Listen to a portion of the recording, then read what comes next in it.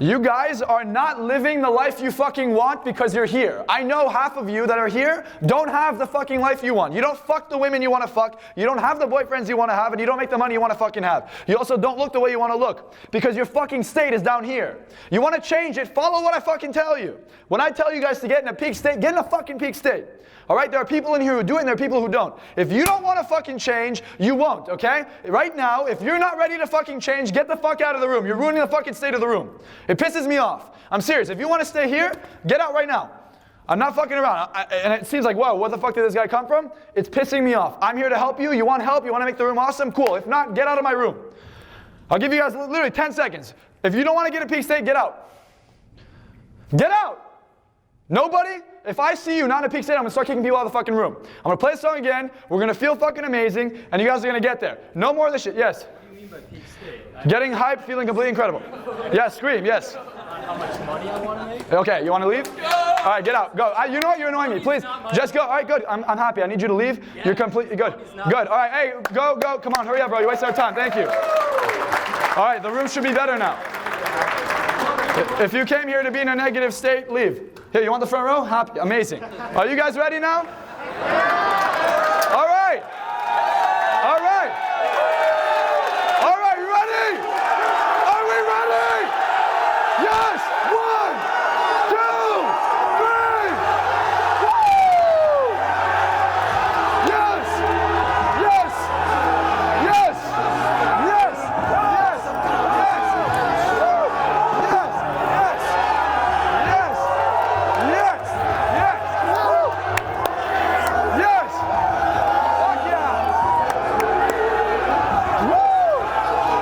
Woo! All right. Yes. All right. Fuck yeah. Fuck yeah. How did that feel? How does that fucking feel? Amazing. Okay, everyone have a seat. Fuck yeah.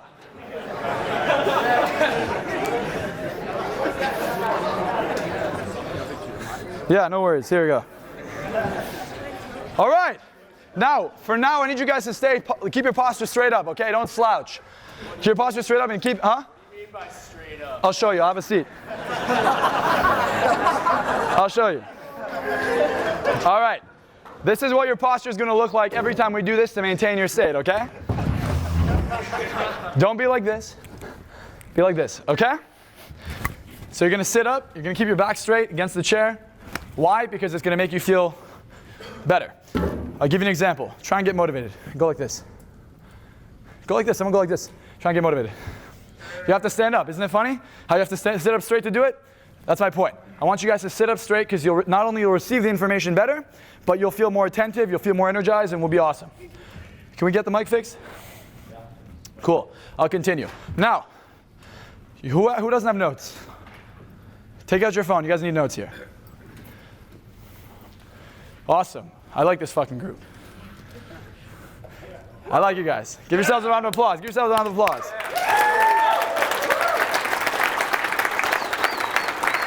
Thank you. All right. Perfect. All righty.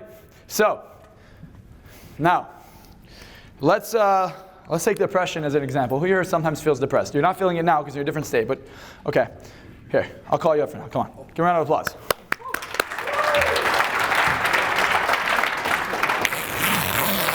Okay.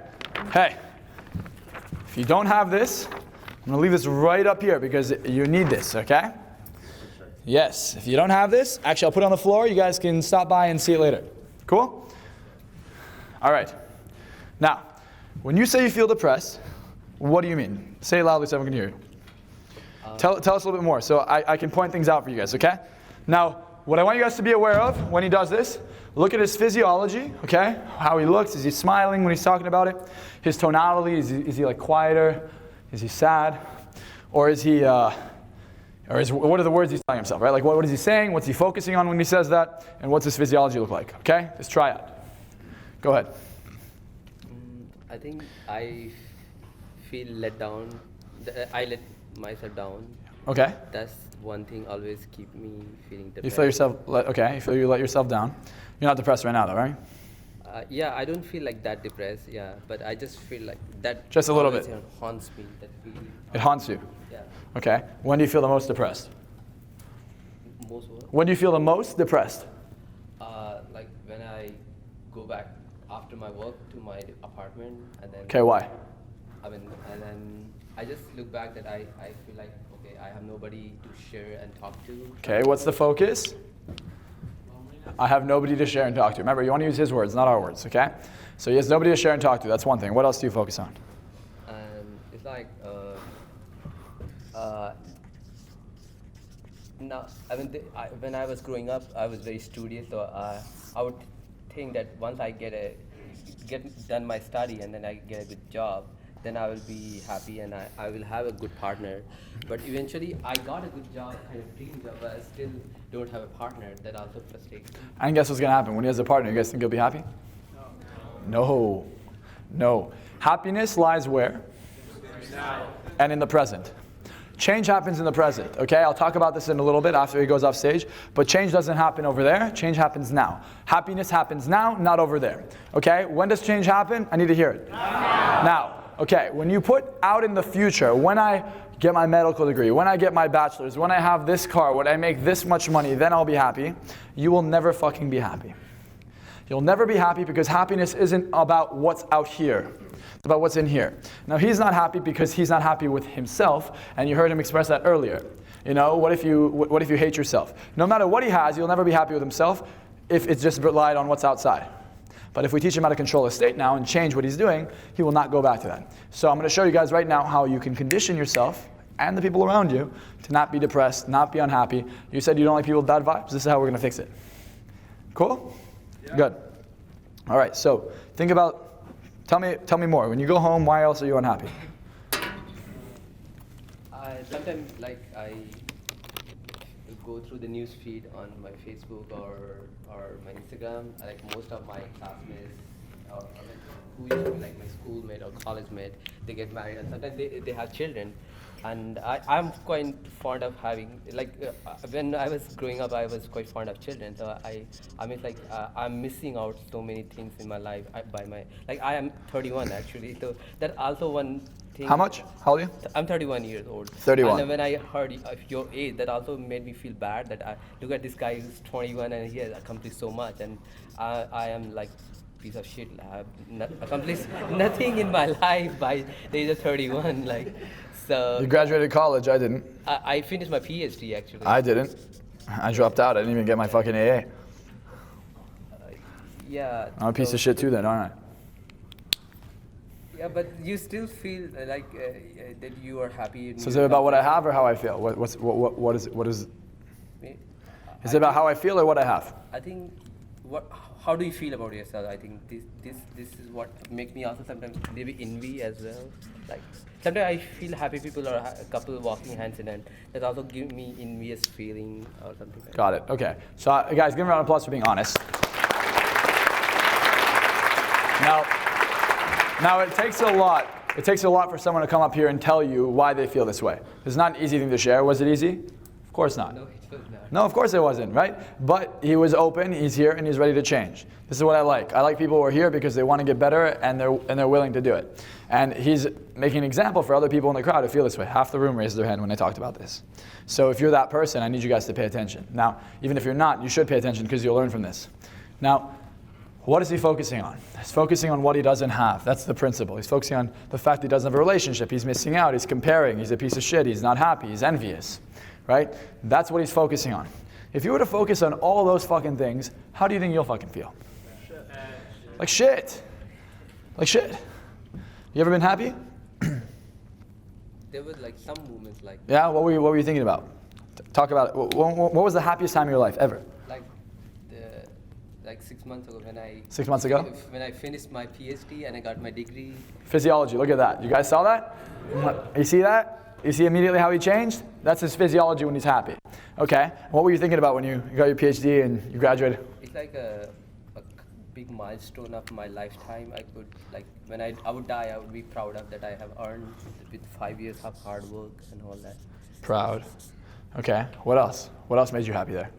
And my family also felt that I have achieved, and that make them feel some sense of achievement, like so that my family also is kind of content or being proud of me. So that also makes me feel happy that okay, just because of my achievement, my family feels happy. Good. Let me point something out, guys. Okay. His biggest thing here is love. Talks about it in relationships. He talks about it in not loving himself because he's missing out and comparing himself. He's a piece of shit, and other people loving him. His number one value that I think drives him is validation, love. Okay? Like to be loved. Am I right? Yeah. And you saw he took a deep breath when I said that, which confirmed it. You saw I was like. Now the deep breath wasn't him having it. It was him feeling understood, and at the same time, it was also him feeling like, well, I don't have love yet. So it was a mix. But why is that important to know? It's important to know because now we know what he feels he's missing. It always comes back to your values. You either feel like you're meeting your values or you feel like you're not. If you're not meeting your values, you're not going to be happy. If you meet your values, you're going to be happy and you're going to be in alignment towards whatever you want. So he feels like what he's doing in his life isn't meeting this value. But he thought it would. He thought it would meet his value. So there's two things. There's something called values and then something called the criteria. The criteria is the explanation for what you think will make you meet your values. His criteria is when I'm in a relationship and have a family, I'll feel loved. That's the criteria. And he feels that's not being met. He also thought that if he gets a PhD, he'll be able to get the perfect girl. He'll be able to have more validation from his family. They'll be proud of him and he'll get more love, which didn't happen, so now he's unhappy. Correct? Do you guys understand? Okay, so how do we fix that? Well, we fix it, I was just going to say, it seems like he's going to have to be able to self-validate instead. But yes, that's what we're all going to do. So we're all going to do here. I'm going to teach you guys how to self-validate yourselves. Because again, if you're not validating yourself, you're relying on other people. If you rely on other people, you can't be happy. Because if someone else isn't coming in there, unless you're with a perfect fucking human being who wakes up every morning saying, I fucking love you, you're not going to be happy. You got to learn how to feel this way yourselves. So how do we do it? Well, we have to, number one, control our state, okay? So when you feel, how would you know if you were loved? It's like someone appreciate that what I do for them. Like sometimes I send some gift for my parents and they're very happy and proud that I care about them. Although I live abroad, but they feel like I have some sense of caring. So look, empathy, right? When you give someone something, not only does it make us feel good watching it, but it also makes us feel good doing it. That's oxytocin. Oxytocin is connection. That's what he feels he's missing. Okay, if you want to talk about it at a chemical level, that's what he's missing. So he says he loves when people appreciate him. But how does he think he can be appreciated? Through giving gifts. Now, is that the best way to be appreciated? By buying things? Buying appreciation, getting a nice house, making a lot of money, getting a nice job? No. He's, in his mind, were you born in India? When did you move here? When did you move here? Like 6 months ago. 6 months ago. But I was in Taiwan for the last 5 years. Got it. And what do you do? I was pursuing my PhD in Taiwan. In what? What do you do? It's in cognitive neuroscience. In neuroscience? And my topic was like anxiety and mindfulness. Why do you? Yeah. Right? So obviously this probably makes perfect sense for him, I think, right? Makes sense to you, right? Yeah. Okay. Now why do you think? So I took every class for neuroscience I could. I just didn't take all the other classes to get the degree. So I didn't want to be in school for another 2 years, wasting my time. But I took every neuroscience class I could because I love it. But what's interesting here is why do you think you took that class?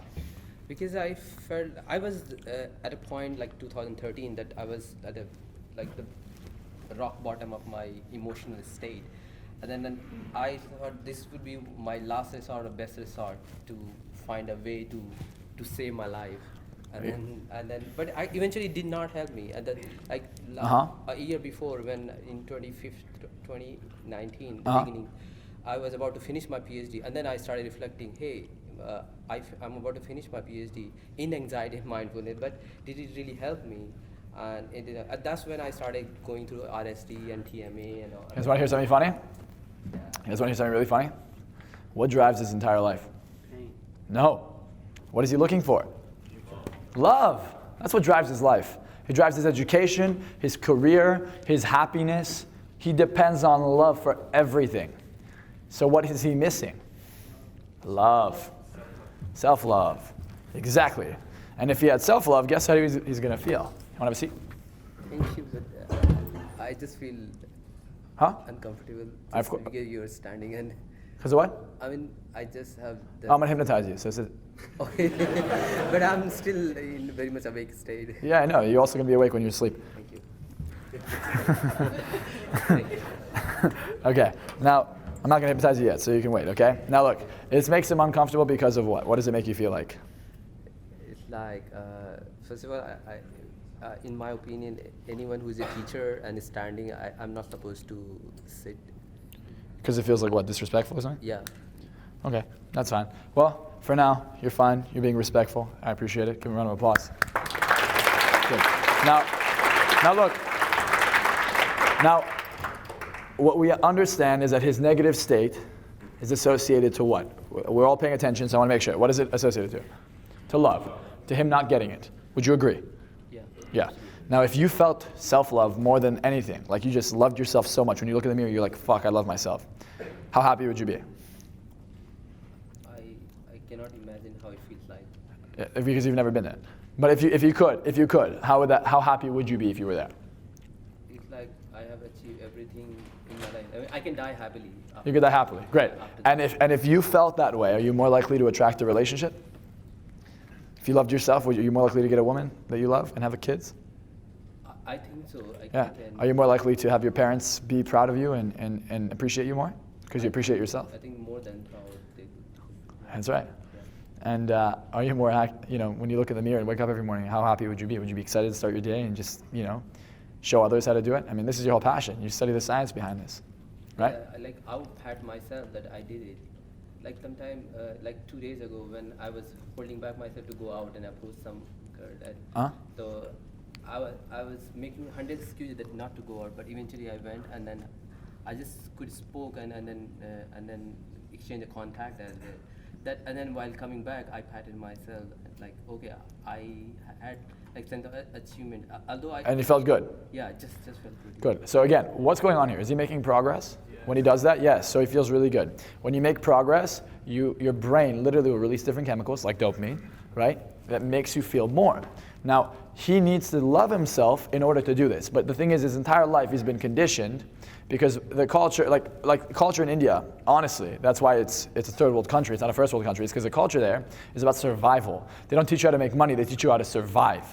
And when you learn how to survive, you don't learn how to be happy. They don't care about your happiness. They care about you just doing what you're supposed to do, go to school, make a living, and that's it, survive. It's not about being happy.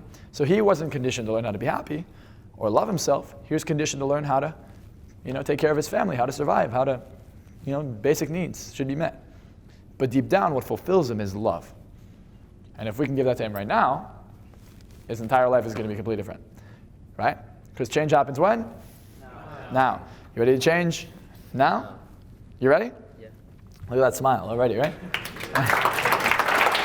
All right. So look. Okay. You ever been hypnotized? I know you studied neuroscience, so they might have hypnotized you in class. I think 2 times. 2 times. Great. Well, it's probably never going to be like this. Now,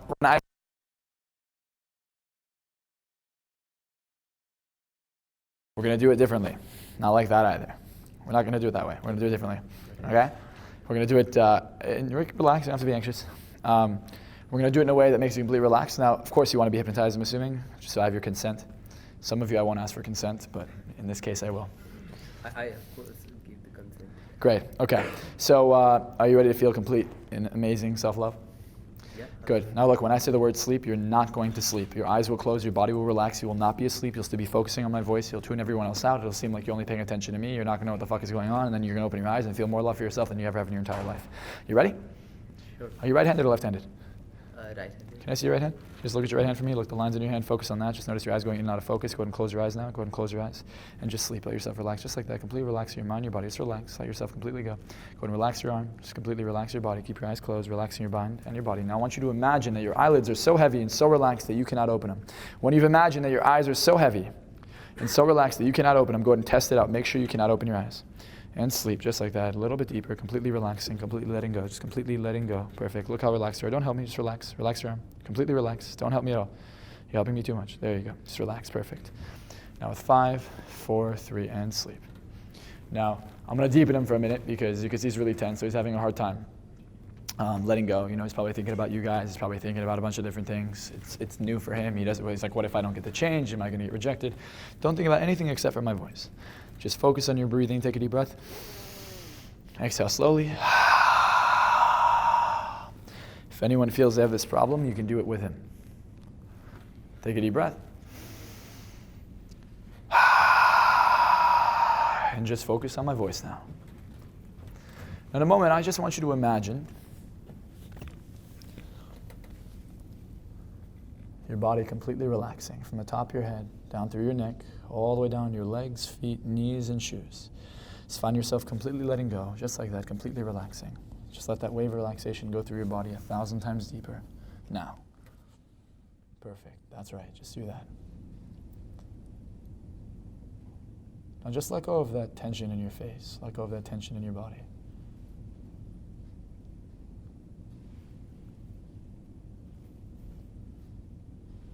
Just let the silence let you go deeper.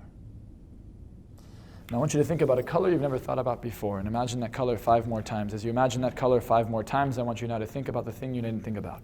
And as you think about those things you no longer think about, you no longer think about what you were thinking about, because you could remember to forget, or forget to remember what you no longer thought you thought about. And as you no longer think about what you thought about, you think about the universe and time, and you no longer can follow what I said about that before, because you already forgot what you thought you remembered. And as you remember what you thought you forgot, I want you now to feel that body part of you just completely relaxing. Feel your entire body sinking in, going deeper and sleeping now, completely relaxing, completely letting yourself go in. Now in a moment you're going to find that I want you to imagine yourself in front of a mirror. And in this mirror you see somebody, and inside that person you see the best version of yourself. But something's missing, something's incomplete. You see their heart in the mirror. You could see through you. It's almost like you have an X-ray vision. And you could see there's a hole in your heart. The part of you that doesn't love yourself, you're always looking to fill that hole. I want you to take a deep breath. Find the color that love looks like to you. And I want you to start to fill that hole. I want you to start to fill yourself with love. Feel that love growing.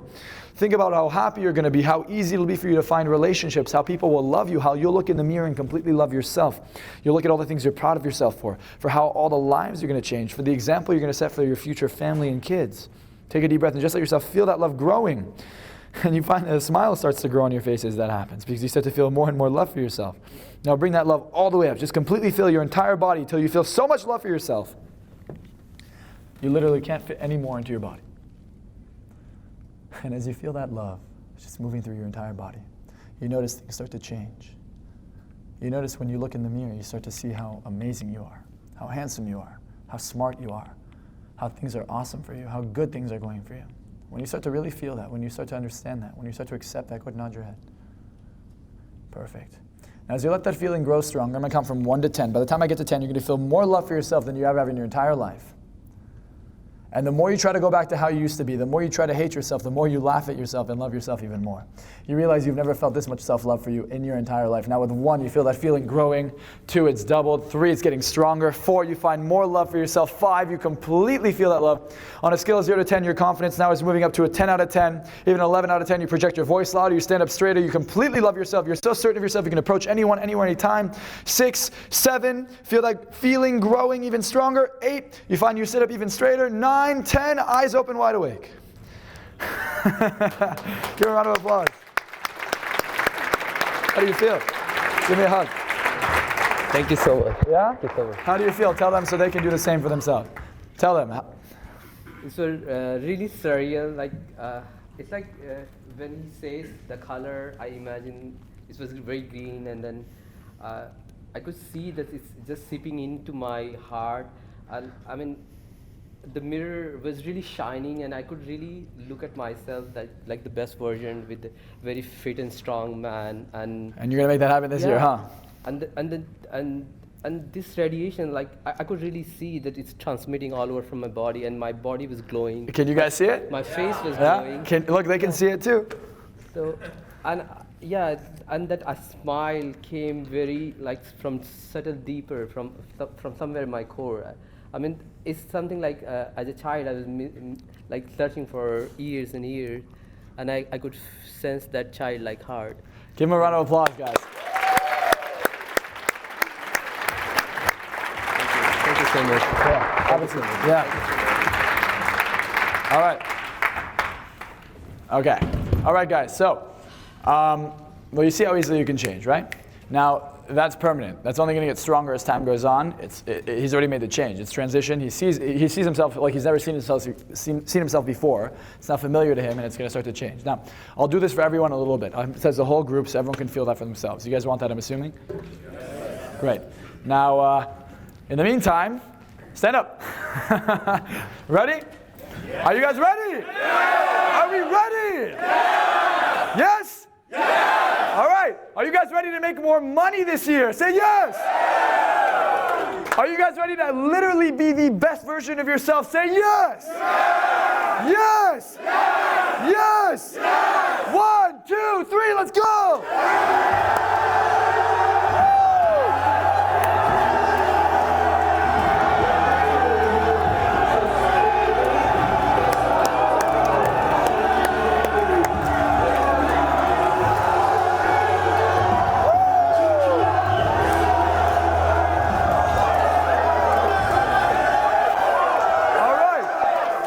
Okay, so this is what we're about to do, okay? About to find a partner. What we are going to do is we're going to talk about how we feel when we feel at our best, okay? What this means, if it's odd, you're going to have a partner of 3. So this is how it's going to look like. Hey, when you meet with a person, can I get here? You're standing up, so come here real quick. Give me a round of applause. Okay. What's your name? My name is Alex. Alex? Yeah. Okay, so this is what you guys are going to do. This is how the exercise is going to look. Pay attention because it's important, okay? Alex, when you think about your life being fucking perfect, yes. Okay, how does it make you feel? Pretty good. Pretty good, okay? What's there? Tell me about it. We're going to look for what he's focusing on. All right. So- Good, Alex. I'm living in one of them flats, like downtown, Okay, up on the high rise. Can see the city. all right. And what else is going on in your life? How do you look? How are you physically? Are you in shape? Better shape than I am now. Okay, great. All right. Well, we're burning calories here, jumping up and down, all right? All right. How about your relationship? Well, I'm single right now. I don't have love. Hypothetically, I would have love. Got it. Okay, and then how would that make you feel? Good. Good. You guys saw? He's like, good. All right. So we're going to do a few things. When we're talking about this, what we're going to do is we're going to have him change it. You're going to see his physiology. You're going to see him change, and you're going to point it out to him so he can now replicate it. Because now, if I were to tell him to smile again, smile and do that again, and you're already starting to feel better, right? Immediately, because it's wired. It's wired. Like everyone, if you guys smile right now, you'll start to feel better. It's what happens, okay? And then look at what he's focusing on. So you want to pay attention to his focus, his physiology, and when you are there, what do you tell yourself? What do you say about yourself? Hey, you're doing good. Good job, Alex. Hey, you're doing good. That's it? You'd say it like that? That doesn't sound exciting. No, not at all. No. So how would you say it? Hey, you're doing good. Like that? Is that how you would say it to yourself? Probably, yeah. I'd be like, fuck, Marcel, you're fucking awesome, bro. That's how I say it. Well, How would fuck, you say? Alex, you're doing fucking awesome. Yeah? And then how would that make you feel? Even better. Great. So, guys, okay, so that's my point. So you guys want them to say the words themselves out loud the way they would say it in that state, number 1. Number 2, you're going to want to see the physiology. If they're like, yeah, I'd be pretty happy, things are cool, they're not doing it right. The reason I say this is because I can't see every single one of you, but you guys can help each other out here, okay? Now, you guys are going to ask them what their perfect life looks like, and then you're going to see their state. I want you guys to see how happy they get, how motivated they get, how excited they get, and if they're not doing it, tell them, hey, say it more excited, be more happy. I'll give you guys 10 minutes to do this because it's important. This is how you change states. This is literally the 3 things: focus, physiology, and your words, the words you tell yourself. If you can get this down and you can learn how to change it, very good job, by the way. I'm proud of you. You feeling good? Yeah? Give them more applause again. If we can get this down, we're going to be amazing. So we're going to find a partner. You're going to ask them what you want their life to look like. Tell me about your perfect life. They're going to be like, my perfect life is this, this, and this. Then you ask them, how would that make you feel? And I want you to see their physiology. How do they change? If they're not changing, if they're like, well, it make me feel pretty good. They're not smiling. They're not in it.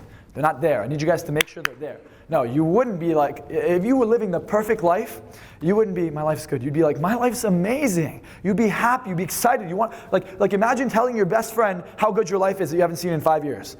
Imagine that. You fast forward 5 years, you have the best life ever. You haven't seen him in 5 years. How are you going to tell him about your life? That's what this exercise is about. You're going to tell him about your future, what your future is going to look like, because there's a few things that are going to happen. When you get into that state of who you're going to become, right? Change happens in the present, happens now, right? So if we change now, you're going to change who you're going to be later, okay? If you continue to do what you've always done, you're going to continue to have the life you always have. But if you change who you are today, you're going to change who you're going to be in the future. That's why it's important to understand this. So we're going to talk about what you want your future to look like so you can start to change. Yes? Can we do this in present tense or future tense? Both. My life's going to look like this. In a year, my life will look exactly like this. Got it? But when you say that, you already are that person. Like, Conor McGregor's always like, I'm the fucking best. I'm number one, I'm the best. And he was the best. He was because he said it. And then when he went into the Khabib fight, if you would have seen that, he got cocky. He stopped being a champion. He stopped thinking like a champion. He started working like a champion. And he lost his belt. But he's back, and I'm guaranteeing you guys he's going to win this next fight, the following fight. He's going to be a legend. You'll see. He is a fucking legend. Huh? Did you hypnotize him? No. One of my friends did, though. Oh, really? Yeah, but you know Nate Diaz? Yeah. Hypnotize them. Yeah. Okay. So, I'm going to find a partner. Any questions so far? We got it down. What are we noticing?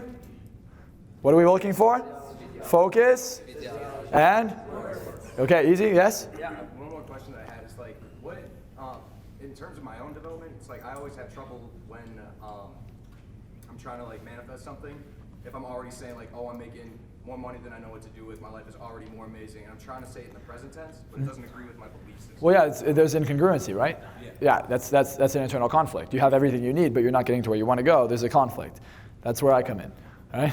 That's why I'll help you out. We'll help there. But number one is state control, because if you're in the right state, there are times where you start making progress because you're motivated, right? Like, hey, I'm gonna get in shape. New Year's resolution. I'm gonna do this and this, and you'll do it for the first week, and then you fuck up and you stop for the rest of the year, and it becomes the next year resolution. Okay?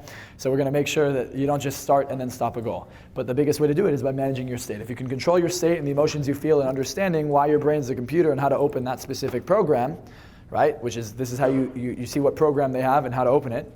Then you'll be able to use that state, utilize it to help you get to where you want to go. If you can control yourself being motivated and ambitious every single time you set your mind to something, you'll get every goal you want. So we're going to work on that right now. What we're working on is state control. The reason it's important is because if you can control your state, you can control your future and your actions. Understood? Yeah. All right, find a partner. You guys have 10 minutes, okay? Thank you. Find a partner.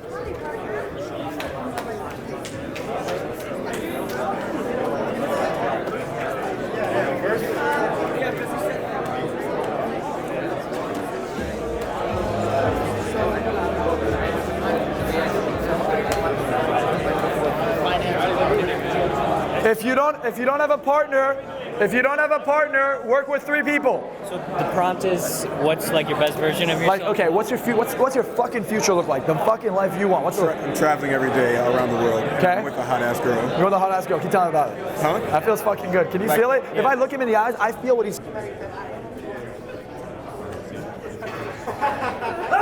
Huh? That's good. All right. Okay. Okay, so how did that feel? Felt good. Good. Now look, it's interesting because when you start talking about your goals, guess how you start to feel? You start to feel like you're there. And then your brain looks, hey shit, I'm not actually there. And then all of a sudden you get some motivation, you're like, oh man, I need this. I need to get there. Right? So, all right. Now it's time to learn some cool shit. Everyone back? Good, all right. All right. So, rapport. Rapport is huge because rapport equals connection, it equals power, it equals influence. Now what rapport means is the ability to connect to somebody and trust them and have them listen to you. You know, just have them really respond to you. Now, if you look around, right, are the people around you in the same physiology? Are they leaning forward the way you are? Are their legs crossed? Are their arms crossed if your legs are crossed? Can you notice anybody in the room that looks like that? That's rapport. Now it's unconscious. It's unconscious, and the reason we get into rapport with people is because we're social animals. We want to fit into the tribe. Now it's not a bad thing, because the more relatable you are, the more people can connect to you, the more they like you. Now we have rapport with 2 kinds of people. People we're most like, and people we want to be like. You should write this down. We have rapport with people we are the most like us, and people we want to be like.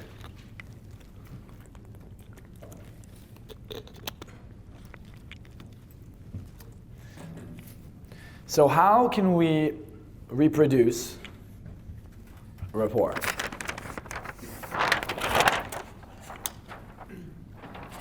How can we make someone like us? Well, I'm going to teach you guys probably the most ridiculously effective ways to do it. It's like hacking the brain. Like, you want to make someone fall in love with you in 20 minutes? This is how you do it. You want to make someone buy anything you sell? This is how you do it. You want to make someone become your best friend? Someone hire you? Someone invest in you? This is how you do it. You guys excited? Yeah! Cool. Now, if you understand this, and it's the most basic shit on the planet, it's crazy. Like, why doesn't everyone learn this? You literally become probably the most influential person in every room. This one thing I'm about to teach you is going to make you the most influential person in the room. This one thing. But each of you have to pay me no, I'm kidding. All right. Okay. All right. So, how can we make someone be like us? Right? Because maybe they don't know who we are. So, if they don't know who we are, they obviously don't want to be like us yet. Because they don't know who we are. Unless we're famous and we have what they want, like they're idols, they're not going to want to be like us. But if we're like them, they'll like us. Because the brain likes familiarity. Familiarity means we're from the same tribe. If we're from the same tribe, thank you very much. If we're from the same tribe, it means that we like each other, we support each other, we're supposed to help each other, we trust each other, we have each other's backs, You can count on me, I can count on you. That's why betrayal, that's why people lie to us, that's why when people are deceptive, we really don't like them. We really don't like them. Because it means that you can't count on them. It means that your resources, right, like in the tribe when you're going out hunting, when you're doing things, it means that you can't take a nap and rely that they'll wake you up when there's a saber-toothed tiger around, right? For example, if you go to get some food, and then this guy just elbows you in the face, and you're sleeping, or that guy was sleeping all of a sudden, and there's a tiger there, and you could say something or not say something, you're probably not going to say anything, right? So it's not beneficial for you to not like each other, to not connect with each other. Now, believe it or not, there's always a tribe. In this room, this is a tribe. In your household, there's a tribe. With your friend group, there's a tribe. In your workplace, in anywhere, there's always a tribe. And if the tribe is unhealthy, if people don't like each other, if there's conflict, it's not your fault, it's because there's no leadership. Bad leadership equals a bad tribe. Good leadership equals a good tribe. Good tribe equals happiness, progress. People love it. Now, if you look at us as primates, the biggest thing is we would have each other's backs. Like, I'll do things for the interest of the group. I'll take care of the group.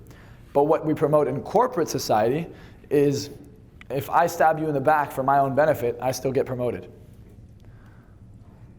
And that creates this uncomfort, this stress, this lack of motivation, this, what happens if I lose my job? Inside of the workplace, inside of the tribe. And if you feel like you're always threatened to leave, you always feel like you're not going to be able to be there comfortably, not only is it unhealthy, but then people don't want to work for you. People don't like you. People will resent you. They will hate you. They will fuck you over. They'll do what's in their best interest because that's what you're conditioning the group to do. But what we want to do is we want to do things that make everybody count. We want to include everybody. We want everyone to care. And the best way to do it is by creating rapport. Now imagine walking into a room. You have an investor, right? You don't make a lot of money, but you want to make a lot of money very quickly. Best way to do that is not by using your money, it's by using someone else's money, right? If it's not in your bank account, use someone else's bank account. So you walk into a room with a guy with a pretty big bank account, and you have a 10, 15-minute conversation. You laugh, you guys like each other, you feel the connection, you feel the chemistry between the two. He writes you a check, boom, you're a millionaire. Because you just invested in something that's about to make you a shit ton of money. Pretty easy 15 minutes, huh? Pretty life-changing. What do you guys think? You think that 15, 20-minute meeting could completely transform your life? Yeah. Great. Now let's say leading up to that meeting, let's say I meet a guy who knows the guy who knows the guy, and every meeting I have, this guy likes me and wants to introduce me to the next guy, and then the next guy, and then the next guy, and then finally I get to the guy that I need. Does every meeting count? Yes. So what if we can focus on how to create connections with people to where you're memorable, to where you're not forgettable, to where people want to help you, right? Have you ever had someone that you're just like, you know what, I want to introduce them to people, I just want to help them out, I want to give them things? Well, why does that happen? Because if you're at the top of the hierarchy, right, if you're the alpha, the leader, people will do things for you. And they have no problem doing it. They'll be like, here's a favor. Here, let me give you some free stuff. Let me give you a gift. Let me offer you what I can. Because in exchange, what are you offering them as a leader? Security. You're offering them safety. You'll take care of them. right? You look at like, you look at the best generals like George Washington, for example, right? And they talk about how he would lead, he would be in the front line, he would be in front of everyone. And that's why they wanted him to be president, because he was such an incredible leader in the military. You know, he's like, let me lead by example. The best leaders lead by example. They step into the fire before everybody else steps into the fire. That makes the group want him. That makes the group want to invest in him. That makes the group want to, you know, take their time with him. Because you're the leader. Now you can establish yourself as a leadership position by creating rapport. You can establish yourself as someone who people want to do things for, who people want to take care of, and make it think it was their idea. When in reality, you're the one who did it. Pretty cool, right? But before I teach this to you, here's a disclaimer. This is extremely powerful stuff.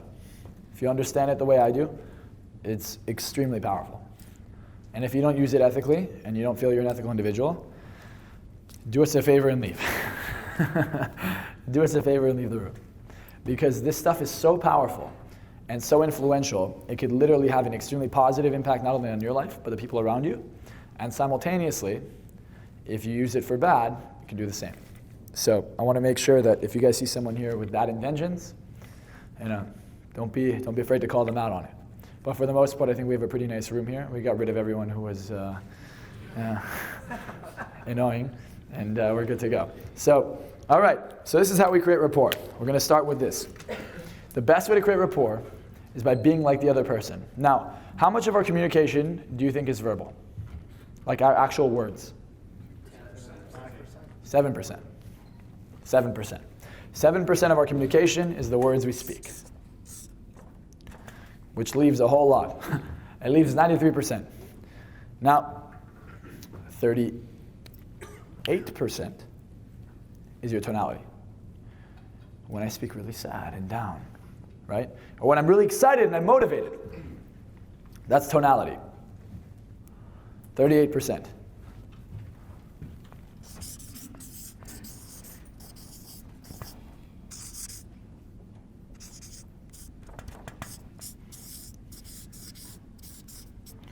Now, what's the majority of our communication?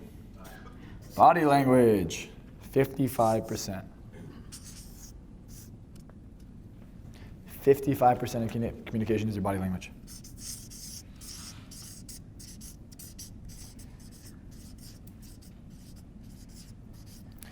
If 55% of your communication is your body language, what should you focus on in order to create rapport?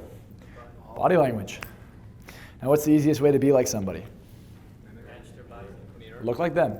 Match their body language. Now, what can you match? What about their body language can we match?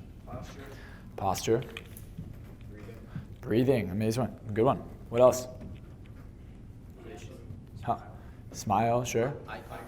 Eye contact. If you're crossing your legs, cross your legs, right? They cross their arms, kind of cross their arms. You know, this is the cool thing, is that it doesn't have to be exactly what they're doing. So if I'm like this and someone's like this, I'm still in rapport. If I'm like this and someone's like this, I'm still in rapport.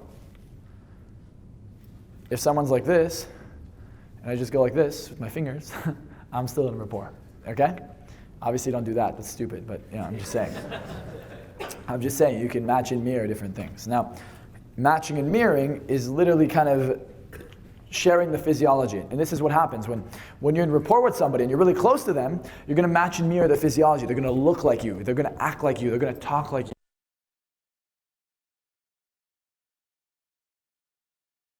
Notice them blink? Now you start to blink at the same time. You breathe at the same time. I was working with a couple. They were married for a while. And they just didn't enjoy sleeping with each other. They had no intimacy. They just weren't connecting. So they came to me and I'm like, you know, well, tell me what's going on. And you know, they're just like, yeah, we just don't feel it. And as I'm sitting with them, I'm at their house, I'm sitting with them, they're completely not in rapport. He's sitting like this, she's sitting like this. And I'm just like, okay, they have no rapport whatsoever. Like something happened, they have absolutely no rapport. So I taught them this simple concept. They started to have rapport, and then I told them to go sleep with themselves when I leave and to match their breathing, like breathe exactly the same the entire time. I saw them like a week later, and they said it was the best week of their life. Like the husband was just smiling, she was smiling, they were having a good time. We fixed all their problems. Why? Because it created a connection again. It created that deep sense of chemistry. When you meet someone and you feel like, wow, this person is just absolutely incredible. It makes me feel so good. Like I could trust them. You know, like I know them. You guys know what I'm talking about? You guys know that feeling? Who buys this? Okay. Now that's the feeling. That's the feeling that you create when you create rapport with somebody. When you have rapport, that's the feeling you create, and that's what we're gonna practice here. Okay? Can I get a volunteer really quick? Round of applause. All right. What's your name? Tell everyone. Ennis. Say it again. Ennis. Ennis. E or A? E. E. Ennis. Okay. All right, Ennis. So I'm gonna show you guys what we're about to practice. We're about to practice creating rapport with people. We good? Okay, we're about to practice creating rapport with people. So he's on stage with me, okay? Now, he's probably going to start to be in rapport with me because he's on stage with me. Now, what I want you guys to understand is that rapport comes, look at this. You guys saw that? I waited for it, but you guys saw how I did this? He created rapport with me there. You saw it? Whether it was conscious or not conscious, there was a step back. And then boom, rapport. Okay?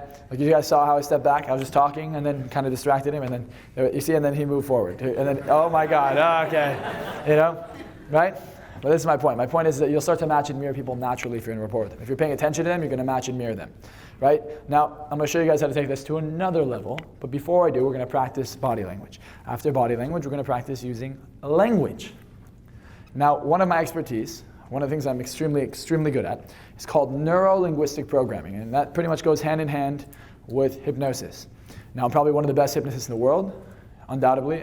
Anyone can challenge me there, but I don't care what hypnotist you bring next to me, I'll be better than them. I'm just saying it in the most humble way possible, I'm the best. I'm the best because I practice and I push boundaries and I do things everyone says you can't. There's a consensus in the hypnosis community that says you can't do a certain amount of things that I can do and replicate every time I want. So you guys know it's bullshit. It's one of the most powerful things in the world. But I'm going to teach you guys what I know as not only as a hypnotist, but as someone who understands psychology at a really deep level, to teach you guys how to create intimate connections with people so you can actually influence them, so you can create deep, intimate connections to where you can influence them, you can move it forward, and you can make a lot of progress in your life, not only with yourself, but understand them really deeply. Now, would that be something that's beneficial for you, just understanding what someone's problems are, right? Notice what just happened. You guys paying attention? No? I backed up, he just backed up. You saw? Rapport. If I come closer, he'll come closer. If I lean in, he'll come in. Right? Right? That's what feels normal. But it feels, it's that way because we're in rapport. Now, if I wasn't in rapport with him, like the guy who was sitting over there, he was like this the whole time. Now, just because someone crosses their arms and their legs doesn't mean that they're not listening to you. It could just be comfortable, right? But if I say something, and all of a sudden the guy goes, then maybe there's some resistance, right? Maybe there's something going on there. And you can ask them. It might just be because at that moment he wanted to be comfortable and that's what he thought about, but it doesn't mean that there's resistance. But sometimes there is.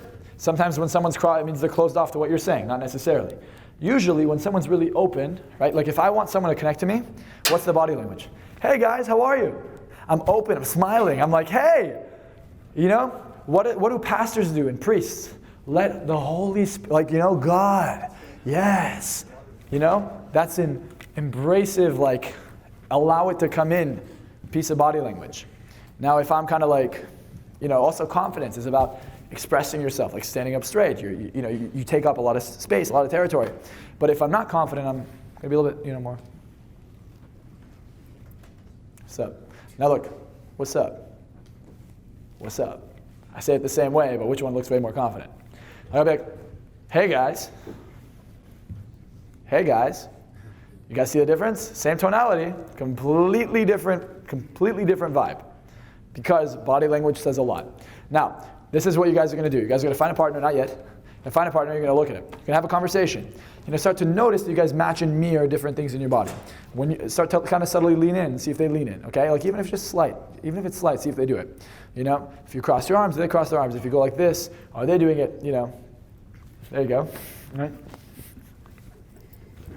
Gang signs. Anyways, right, are they doing that? Are you breathing the same way? You guys noticing you guys aren't even blinking, right? Like you're just looking at each other, it just feels like you're not blinking. You're gonna just notice what you guys do together, right? And then as you have the conversation and you're doing this, notice if you feel a deeper connection with them. Let me give you an example. Cross your arms and stand up straight. How's your day going? Does this feel good right now? Not the best. No, it doesn't. But okay, do what I'm doing. Get in rapport with me. How does that feel? Feels better. Feels good, right? Yeah. And I can feel it too. I literally can. There's less competition. Yeah, we're the same. We're the same. We're connecting. So that's also important. I'll give you an example. Give me a round of applause, by the way. Thank you. Now, if I go to shake somebody's hand, like you have those guys who you shake hands and they're like a noodle. It's like, ooh, you know? It's like, oh, what the hell is this handshake? And you have other guys that try to break your hand. Okay? If I shake someone else's hand, I want to see how they shake my hand, and I'll shake their hand exactly the same way. To give you an example, if I go to shake his hand, all right, he shakes my hand like this, so I shake his hand like this. But if he goes like this, guess what I'm going to do? Same thing, right back to him, right? You want to be like the other person. Hey man, how are you doing? Man, I'm doing so good. How are you? I'm doing so good. You know? And you don't want to make it too obvious. You don't want to copy them, right? But let me show you something else. I came off the stage because now I'm not up there. I'm with you guys. I'm more like you. I create more of a connection. And I have more rapport with you. There's a lot of things that are going on unconsciously you guys don't even pay attention to, but we do this naturally. Now, we're going to find a partner, and you guys are going to get in rapport with them. Now, there's a reason this is important, besides the fact that it creates a really good connection with someone. It creates trust. When you have trust, you have a bond. When you have a bond, you can influence people. People are resistant to people they don't have rapport with. The more rapport you have with someone, the more likely they are to listen to you, to respond to you, and to network with you. Now, what else is cool is once you get into rapport with someone, you can lead them into any state you want. When he was up here and he was depressed, okay, I came down. I was in his state. I was quieter. I was connecting to him. And at the end, you felt how he was full of love and happiness because I let him out of it. You want to be a good leader, you not only need to know the intention of where you're going, but you need to be able to meet people where they're at. You need to meet your friends at the lowest low and bring them to the highest high. You can feel how the entire room has now changed and the energy in the room is already higher because I'm in rapport with the whole fucking room, and when I speak louder, everyone gets more energy. I'm leading the room in that direction. I'm changing my state, and because we're in rapport, you guys can feel my state. That's why when you say someone has negative vibes or negative energy, you don't like being around them, it's because you're in rapport with them. So you connect to them. But you know what? If you get into rapport with them, you can connect to them, feel their negative energy, and then be like, fuck this, I feel amazing. Guess what they're going to do? They're going to be like, fuck, I gotta step into that. All right, and they'll start to kind of come this way, and all of a sudden, they feel really good. Man, I have such a great night. Thanks so much. You have such amazing vibes. That's what's going to happen. So, you guys are going to find the person you're talking to, you can get into rapport with them. Now, here's a few things to notice with rapport, so other things I'll add. When you speak to someone, let's say they're Western, okay, like they're from the Midwest, like kind of here, but like, you know, Southwest, we'll say. I'm like, howdy, y'all. How you doing? And I get on the phone with them, I'm like, I'm good, man, how are you? No rapport. If I'm like, I'm good, man, how are you? He'll connect with me. Right? Or if I'm speaking to someone from California and New York and we're like talking really fast, and you're like, hey man, you know, what's going on? The most annoying thing for people from California is when you speak really fucking slow. Like it's the most annoying. It's like, come on, say what you're going to say. Like you heard Owen yesterday. He's like, okay, too slow, next question. You guys heard that? If you're from California, you can't handle it. You're like, come on, yo, my time. Come on. Right? So you have to get rapport. Otherwise you're going to fucking piss people off. All right, so now, when you speak to people, you're going to have an actual conversation, but you're going to have an intention. You're going to write the intention down on a piece of paper or your notes. The intention could be to take the conversation and cover, you know, what you do for a living. It could be to cover, you know, what they want with their life, you know, to have them ask you about a relationship. Find an intention. And then create rapport with them and see if at the end of this 5-minute conversation you had with them, you got to where you wanted to go. If you didn't, it's fine, but have an intention. If my intention is to change your life, I have that in the back of my mind throughout the entire interaction. I'll get in rapport with you and I'll lead you in that direction. Always know where you want it to go. Meaningless conversations annoy people. It breaks rapport. People don't like when their time is wasted. They don't like when they listen to something and there's no value. The more value in an interaction, the longer the interaction will be. Does that make sense? Does that make sense? Okay. So, we're going to find a partner, you guys are going to talk about something. You're going to write down an intention. That intention could be anything you want. Stand up, quick. All right, I'm going to count to 3. We're going to get back into a peak state because it's too low right now. 1, 2, 3, let's go! Okay, I want to bring up a few points here, because now we understand the simple concept. I'm going to elaborate. Not a single fucking movement you make, not a single movement, not the way you twitch, not a blink, not your fingers moving, is on accident. Everything your brain does, every fucking thing your brain does has an intention. Everything. Everything from this step I take, to a little movement, to a twitch, to me going like this, everything I do, there's a reason behind it. Everything. Everything you do, there's a reason behind it. When someone moves their arm, when they go like this, when they do that, when they do this, this is the next level to what I'm talking about here. Now you understand matching and mirroring, now you take it to another level. Everything you're fucking doing, there's a reason for it. Quick, someone come up on stage. I'm going to call someone out. Cool. All right, good. He ran up. There we go. Sweet. All right. What's your name? I'm Scott. Hi, Scott. Nice to meet you. Nice to meet you, too. Okay, Scott. So look, how did you like the exercise? Look, two things. He just took a deep breath, went like this, because he's like, okay, there's a little bit of anxiety coming up, there's some nervousness. That was not on accident. Him putting his hands behind his thing, he didn't know what to do with it. He literally did not know what to do with his hands. He's like, well, I got to put them somewhere, so I'm putting them in my back pocket. Okay? Just so you guys know. That's number one. We're going to continue. So, did you like what you did? It was awesome. Yeah? What did you pick up on? What I pick up on, that I can really control the frame. Yeah. You can, yeah. Okay. What else? That whatever I do, that the other person is subconsciously picking up on all the time. Good. So here's his mannerism for subconsciously picking up on all the time. That's what that means. If he goes like this, that's what that means to him. So if I were to do this, even if I don't say that word, that's what it means to him. There are levels to this, okay? If I ask someone, hey man, have you ever bought something in your life? Yes. What? The car. Okay, when you bought that car, how did you feel? Pretty good. Pretty good? Yeah. Cool. So, did you guys see the body language? Felt pretty good. Hey man, you know, I have something that can make you feel pretty good. What do you got? Yeah, there you go, right? But I'm not kidding, that's literally what happens. But it's under the radar. But everything someone does, everything somebody does, is not on purpose. I'm gonna leave you on stage for a second, okay? There's nothing, like people, when I look at you, if you're looking away from me, right? Like you're not making eye contact, shit like that, that's not on, it's literally not on accident. Your brain has an intention behind every behavior. You're doing it unconsciously. If you're not aware of what you're doing unconsciously, you're not in control. If you're not in control, you cannot get the outcome you desire. You'll be unhappy, you're not going to get what you fucking want, and you're going to be like, fuck, why does this shit keep happening to me? If you want to control everything in your life, you want to literally be the writer of your reality, the author of your movie, okay? Direct everything you want to happen, you understand that you're not in control right now. Nobody in this room is in control right now. Nobody. Not even you. Even though you're controlling the frame, right? But look, the cool thing is, what you guys already know gives you more control over 99.9% of the population. But then there's that next level, which I'm going to talk to you guys about, which will then make you 99.99999% of the population, if you practice. Nothing you do is on accident. See? Look at that movement. Look at that shit. Now he's kind of following it up. Okay, you know, the reason he did that is to show, okay, I'm in rapport, but, you know, at the same time, to kind of give him the control back. That's why I did that. Correct? Yeah. Right? Because people don't like to see that they're out of control, that they're not doing things that they want to do. Now, the reason I bring this up is because there's only so much I can teach you today, and there's only so much you guys know today. Give them a round of applause. Thank you very much. However, I want you guys to note this because we're not going to have time to practice looking at every little movement someone makes, every text. There's nothing that happens on accident. Nothing. Nothing. Doesn't mean you have to overthink everything. It just means be aware of it. You become aware of, look at this. Let me point something out. I touch my face. How many of you guys just fucking touch your face? How many of you guys just touch your fucking face? Look at that, in 2 seconds. Okay, I went like this, everyone. All right, that's just, I'm doing that to see who's in rapport with me in the audience. I'll take a deep breath, like, how many of you guys just started taking a breath? Look at that, right? Why? Because nothing is on accident. Nothing. But when you understand this stuff, that, my friends, is when you start to have power. That's when you start to have knowledge. Who here would, literally, honestly, let me put some things in perspective for you. Change happens in the present, okay?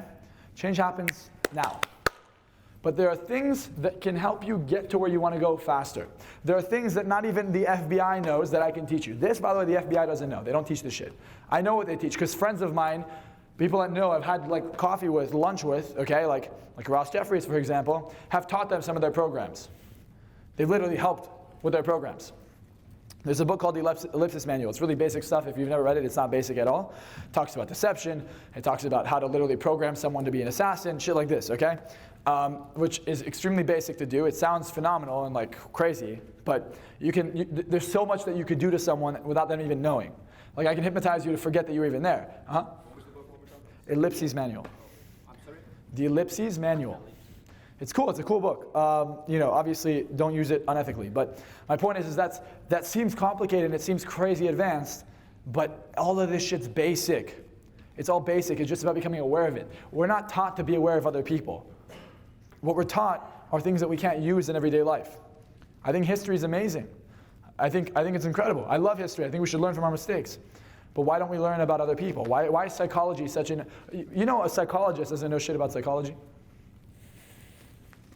They don't know shit. My sister graduated from UCLA with a bachelor's degree in psychology right now, and she's going to go get her law degree because she's like, this is a fucking waste of my time. She's like, they don't teach me anything. I thought I'd know so much. I know nothing. But they have the arrogance and the ignorance and the feeling of, I know what's wrong with you. You don't know shit. They're not even aware of, maybe they'll be aware of matching and mirroring, but you think they're going to be aware of little movements the person's making? No, they're not. Because no one's aware of this shit. Because no one actually understands how people work. They don't understand because they don't want to understand. Because they listen to other people who actually don't teach them properly. What I've told you so far is more than anyone you'll ever meet knows. Besides matching and mirroring, the fact that everything someone says, everything someone does, everything is not on accident. How many of you guys, honestly, how many of you guys right now, if I were to say, hey, go buy my product, would not do it? Raise your hand. You don't even know what the product is. Look at that. You don't even know what the product is. I'm just pointing something out. Those are patterns that come up. How many of you guys would be maybe interested in hearing what it's about? Awesome. Wow. Some people would. Now you guys did. You say you changed your mind? Because now you realize that it's a pattern. People hate being sold to. People hate it. But I don't sell people because not everyone in the room. Everyone in the room could want it. Not everyone in the room can get it. Not everyone in the room can get it. It's an application. I don't let everyone come into my programs because I only pick the most committed, the most ambitious, and I know a lot of salespeople will tell you, oh yeah, you got to be most super committed and all this. No. I only pick people I want to work with. Like I'm picky because the shit I teach is literally transformational. Not only transformational, I teach you how to change people's lives, I teach you how to change your own life, and I will do it. But I don't want to waste my time because if you're taking up a spot, that's a spot that someone else couldn't take up. Right? So I'm really picky. There's an application. But besides that, I want you guys to understand that anything you want in your life you can have if you understand how your mind works. Your current reality, you created. Your life, are you unhappy? You created it. You don't have what you want? You created it. It's not your parents' fault. It's not your mom's fault. It's not your teacher's fault. It's not where you were born. Your circumstances have nothing to do with it. Your programming does. You're not a result of your circumstances. You're not a victim of your circumstances. You are a victim of your programming. And if you have the wrong programming and you don't change it, you will not change your life. Does that make sense? Say yes. Yes. Okay, I will do my best to teach everyone in this room today how to change their programming. But there will be a few people that I pick, a few people, that I will allow to not only work with me for the next 8 weeks, but also come to 1 of 4 events in Los Angeles, in a mansion in the Hollywood Hills, where you work with me the entire day. So I'm going to go super deep on a lot of these things. Now the reason it's so cool to learn these things is because if you understand it, you make the money back in 2 seconds. Now, what's a lot of money? Who here thinks $2,500 is a lot of money? Honest, raise your hand. Be honest. Great, I used to think the same thing. Now you think it's a lot of money because you're comparing it to the amount of money you're making now. So if you're working minimum wage, you're projecting the idea of, wow, that's a lot of time. That's a whole month's salary. Holy shit, I got to work the whole month. You think, as a millionaire, you'd be working that job? So if you change in the present, if you change right now, would you continue to work that job? No. But the reason you continue to work that job is because it's comfortable. Because in your programming, you have fears. You have things that prevent you from thinking that you can do more. You have things that tell you you can't start your own business. It's hard to make money. It's hard to sell. It's hard to get people to be interested in your product. Selling's the easiest thing in the world. It's the easiest thing in the world. Being confident is the easiest thing in the world. It's just about changing your programming. Right? So when you think it's a lot of money, it's a projection of the fact that you don't believe you can make a lot of money. And if you have that belief, that's the very thing that's stopping you from making more money. It's the belief that you don't think it's a lot of money. Let me ask you this. You save $2,500 a month for an entire year. How much money do you have? 30 grand. Huh? Who? Who said what? 30 grand. Okay, you have 30 grand. Is that accurate? Yeah, okay, yeah, 30 grand, sorry. All right, so you have 30 grand. You save that for 3 years. I have 90 grand. Someone here name an investment that's gonna make me any fucking money. 90 grand. What real estate are you going to buy that's going to make you money with that? You can buy a house. Okay, you buy a house. How's the house going to make you money? You're either going to rent it or flip it. Okay, and if you rent it, how much money are you going to make from it? You're going to make about $300 to $500 a month. $300 to $500 a month. Okay, 300 to 500 a month profit because you're paying off the mortgage simultaneously. So let's say we're making 500. Times 12 is what? 6,000. How many years now before I have any money again? Oh shit, crazy, huh? Now if I flip it, okay, I made 30, 40, even $50,000 in the house. Great, 30, 40, $50,000. So now I have $130,000, $140,000. 7, 8 months later, because you're not going to flip it quickly. It takes about 7, 8 months, plus escrow, plus selling it, plus giving commission, plus all that shit. You made 30, 40 cray, right? Now you guys think $140,000, $50,000 is a lot of money? It's nothing. Again, what are you going to buy? It's going to take you a lot. It's going to take you a minimum of 5, 6 years to make a lot of money doing this shit. And if you're working consistently and getting jobs. Easiest way to make money is use someone else's money, buy something that's really expensive, and then flip that. That's one way of making a lot of money. Second way of making a lot of money, besides getting investors, is to charge a lot of money. Do something that pays you a lot of money. That's the second way of making a lot of money. Third way of making a lot of money is to believe you're supposed to make a lot of money and quit your fucking job. Right? That's number one. Now the reason this is important, the reason I say this, is because the things you're holding on to now, the investments you think you're making, won't make you any money. What I have found, because my dad, by the way, is a very successful real estate developer. Growing up, we were worth over $10 million, lost everything, and now finally my dad figured his shit out again, you know? And this is where I got my ideas from, because my dad's he didn't have any money, and all of a sudden he's making a bunch of money using other people's money in a very short amount of time. How? How's he doing it? How's he doing it? Well, yeah, he knows people, and he's creating rapport with them, and he's getting to invest in them. And I'll tell you the deal that he just closed, literally just closed. He bought a property, because my dad knows the Hollywood Hills really, really well. He bought a property for $1.5 million. He got a buyer for that property simultaneously who's willing to pay him $4.4 million. He got a loan for $1.5 million, gave the guy back another $100,000, so he gave him 1.6 back, and then he sold it for 4.4. And it's currently, literally, it's almost done in escrow. It's being wired right now. That's fucking crazy. You guys have no idea how crazy that is. That's crazy. You know how long that took? 4 weeks. 4 weeks. Who here thinks that you can make $2.5, almost $3 million in 4 weeks? Well, you can. If he did it, someone else can. It's not hard. It's just you don't believe it. It's not even your reality. And if it's not in your reality, you're not going to make it. But you don't have a limitless reality. You guys are limited because you've been programmed to think making money is fucking hard. And you've been programmed to think buying a house is a great investment. Buying a house is a shit investment. You buy a house when you have money. You don't buy a house because you just want security.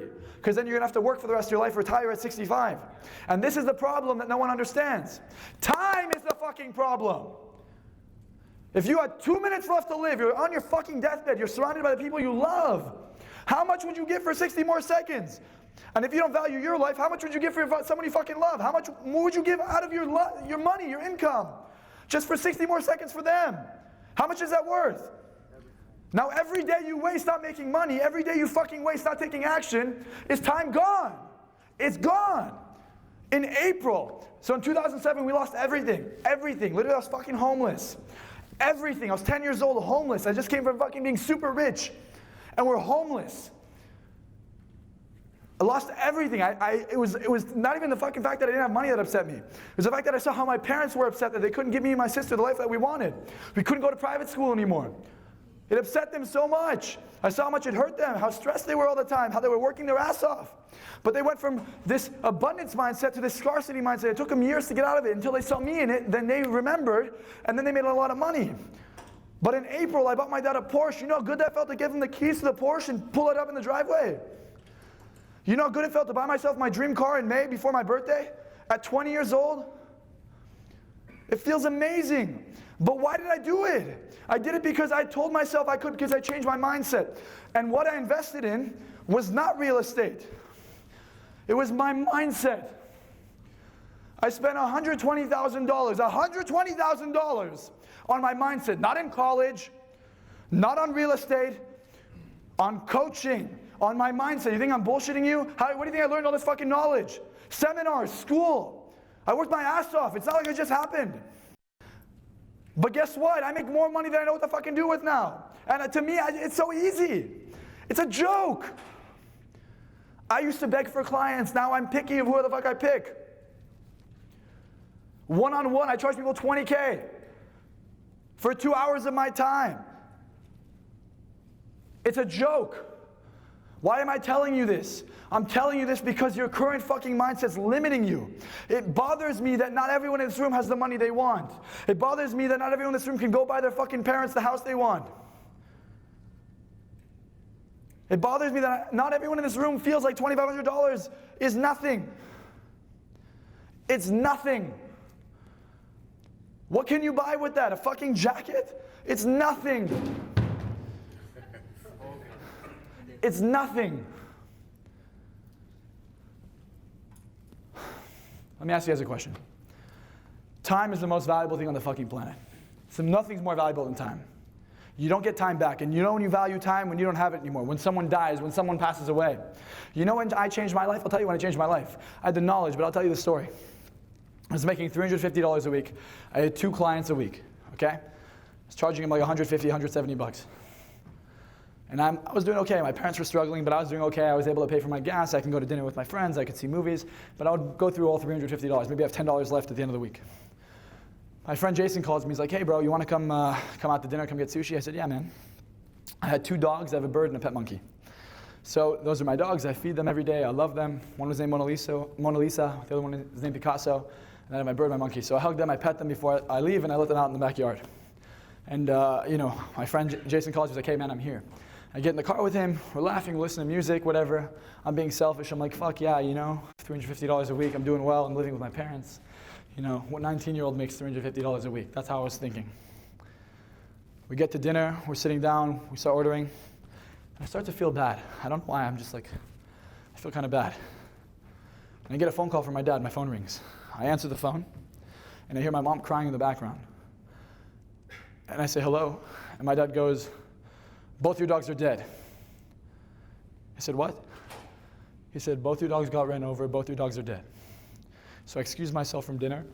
I walked outside the restaurant, I just started crying. And I just started crying. And I could not understand why this happened. Why are things getting worse? Why are things getting worse? My parents are stressed, my parents are having a hard time. And here I am, things are getting worse. And to give you guys even more background, a year before that, I went to go get a physical from the doctor. My dad has had 8 heart surgeries in his life. My dad's 7 years old, almost. He's 69. Right now, he's 69. He's had 8 heart surgeries. 2 of them were open heart surgeries. But these specific open heart surgeries, he's the only one on the planet that's still alive. Anyone who's ever had this, even 1 surgery, is already dead. He's the only one on the planet that's still alive. He had 2 of them, and then he had another 6. The last surgery he had, he got a defibrillator. A defibrillator is a machine they put into your chest. If your heart stops, it shocks you. Anyways, I went to get a physical from the doctor. This is a year after his surgery. And, at the end of the physical, he was going through our record because we all go to the same hospital. It's a private hospital called Kaiser. I don't know if you guys know it. And, he's trying to see if I have allergies, and he's looking through my family record. And he goes, because we had really good rapport. And he goes, are you spending a lot of time with your dad? I said, yeah, why? What kind of questions? I was like, no reason. I'm like, no, well, why would you say that? What's up with that? And he goes, well, it says here your dad got a defibrillator a year ago. I said, yeah, what about it? And he goes, well, it says when he got defibrillator that he has 5 years or less to live. And I said, well, I didn't know. You're wrong. That's not true. And he's like, well, no, it's true, but only your mom knows about it, but I feel like maybe you should know about it too. So obviously I didn't feel good. I wanted to be a doctor. I'm like, I'm going to be a plastic surgeon. I was still coaching people, but I was like, I'll still go down the doctor route. I wasn't completely committed to this. And I was 18 at this time. This is before I had my first seminar. And I go home, and I'm like, hey, Mom, can I speak to you outside? And I tell my mom, I'm like, hey, doctor said this. What, you got something to tell me? And she's like, well, yeah, that's what they said. And at the time, my parents are struggling. They're stressed. They don't fucking make any money. And I'm like, well, I got to make money now. I got to do something right now. So I said, okay, I'm going to have my first seminar. I had my first seminar on June 23rd, 2017. I had 7 people show up. I made a video. I said, at this seminar, I said, they're going to get bigger and bigger and bigger. People will pay me a lot of money. I'm going to be successful and not give up, right? Then, had my first seminar. I flew to Israel. I come back. October 1st comes around. I had a 3rd dog. His name was Da Vinci. Had him since 2nd grade. I wake up in the morning, and I pet him. The other 2 dogs were there, and I go to the restroom, and I'm about to brush my teeth, and I hear my mom start crying. So I quickly come to the kitchen, and I see my dad standing in the kitchen. I'm like, what happened? He's like, your dog died. I stand, I walk over, and I look down, and there's my dog lying in his piss. And I said, okay. And that reminded me, okay, not only of my dog dying, but I look at my dad, and I'm like, what are you doing, Marczell? You're not making any fucking money. What's going on? Have another seminar. So I said, okay, November 17th, 2nd seminar. I'm gonna hypnotize people in the room. I'm gonna do all this shit. And at the time, I couldn't hypnotize anyone. So in 6 weeks, I became a really good hypnotist. I worked on my public speaking. I got a room. I filled the room myself with 40 people. By the way, it's very hard to do if you don't have a brand. You just walk up to people one at a time. I got 40 people in the seminar. I had a seminar. I got these 2 clients. Then I have these 2 clients pay me $350 a week. I felt solid. And we come to this time where my dogs die. And I get the phone call from my dad. He tells me, and I go outside. Anyways, my friend ends up coming outside, and he's like, what's going on? I'm like, yeah, I just want to go home. Take me home. And he's like, is everything okay? I'm like, no, just take me home. So I get home, I get out of his car, I'm like, thank you, have a good night. And I walk in, I hear my mom crying through the front door. Because the screen door was closed, but the door was open, so I could hear her. And I didn't want to go inside, I didn't want to deal with it, because I didn't want to face it. I had no idea where my dogs were at this time. And we just cut down a tree over here, so there was a log. So I'm like, I'm gonna go sit on the log. And then there were obviously other parts of the tree, other logs that are around. So I go to sit on this log, and I look right here. And there are my two dead dogs. They're literally lying on this log. And I sat down next to them, and I just pet them, and I could see the distress in their face because they got hit by a car. And I started crying. I felt so guilty. I'm like, I let them out. I didn't check if the gate was closed. They obviously ran out of the gate, and they got ran over. I live right on the main boulevard. And for an hour, I'm sitting there, and I'm looking at them, and I'm thinking about my mom. I hear my mom crying in the background. I'm thinking about my dad, how stressed he is. And I'm like, what are you doing? And all these limiting beliefs came up. You can't make money. You can't make money fast. All my mentors said it takes years to build up your business. No one will pay you more than $150. You're not experienced. You're not old enough. All these limiting beliefs came up. And after about an hour, I remember Tony Robbins' interview I was listening to a few days before. It popped up in my mind. And they asked him, when you start off your career, how'd it go? He's like, well, I would charge people $1,000 a session, and I would get rid of any of their fear phobias, 30 minutes or less, and I had a 6-month waiting list. And in my mind, I said, if he can do it, I can do it. So I pet my dogs one last time. I apologized. I said goodbye. I gathered myself together. I walked into my house. My parents are still here. I didn't even say anything to them. I walked into my room. I put on the only suit I owned. It was still kind of short. I walked out of my house. It was 8 p.m. on a Saturday night. It was January 27th. I came home not the next day, but the following day. So not Sunday, but Monday morning at 5 a.m. I got 40 clients. I walked into every single restaurant, every single club, every single bar. It didn't matter where it was, and I would pitch myself. I'm like, hey, if you guys want to be super confident, if you guys want to change your life, come talk to me outside. I'm about to leave. And I got 40 people pay me $1,000 in about 30 hours. And that way, I gave it to my parents, and after that, I changed my life. I couldn't ask for money. I put money on a pedestal, and that's when I changed my life. My point is, don't wait till things get fucked up. Don't wait till you don't have time. Don't wait till you lose someone you love to get to this point. Don't wait. Because one thing I regret is the fact that I waited. That happened because I needed to change. But the message I'm telling you right now is that if you wait, you will not be happy. Don't wait till you have your fucking car repossessed. Don't wait till nothing's going well for you. Don't wait till you're put in a corner and you have to make more money. Time is so valuable. Why am I 21 up on this stage? I'm 21 up on this stage because I had to be on this stage. Because I needed to help my parents. And now that I've helped my parents, I want to help you. I have developed an 8-week coaching program in my personal business, which I'm now collaborating with everyone here for. This program is 8 weeks, and we cover 3 areas: your health, your relationships, and your wealth. Relationships cover your relationship with yourself and your relationship with others. Your health is how to be as healthy as possible so you could live here as long as possible. And your wealth is how to make as much money so you no longer have to worry about not having financial freedom. Who here would like to have more financial freedom? Raise your hand. Who here would like to see that $2,500 means nothing? So unfortunately, I can't have everyone be a part of this program. I can't. It'd be too big. But what I can do is I can figure out who wants it the most. And I will interview you guys. I don't know how many spots we have. We have anywhere from 10 to 20. I don't know exactly how many spots we have. However, if this is something you want to do over the course of the next 8 weeks, not only change your life, but be with me. I'll coach you. I'll teach you. I'll show you how to change your mindset. I will reprogram your mind for you. I'll show you how to be the best version of yourself. I will show you how to be as happy as possible. Everyone stand up. Stand up. I want to show you what it feels like. Are you guys ready even right now just to feel it? Yeah. Yes. Do you guys want to make more money? Yeah. Are you guys ready to change your life now? Yeah. All right, 1, 2, 3, let's go. Yes. Yes. Yes. Wait, I want more. I want it to be crazier than it has been the entire day. I want you guys to tap into it. Ready? Are you ready?